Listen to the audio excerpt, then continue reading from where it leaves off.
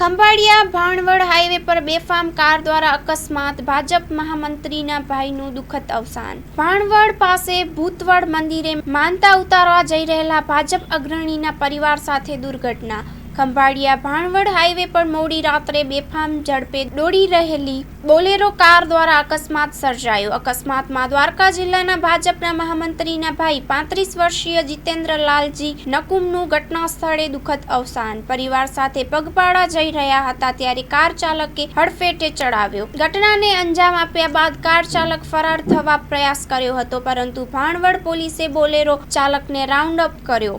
સતવારા સમાજ અને જિલ્લા પંચાયતમાં શોકનું મોજું। Report by Jagdish Yadav, Junagadh.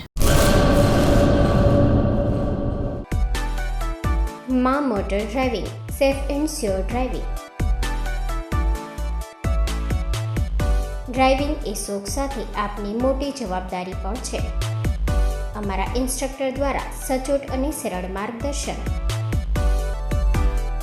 આપની રોજની તાલીમની માહિતી મેળવીને શું અધુરાશ છે એના ઉપર પૂરું ફોકસ કરાય છે।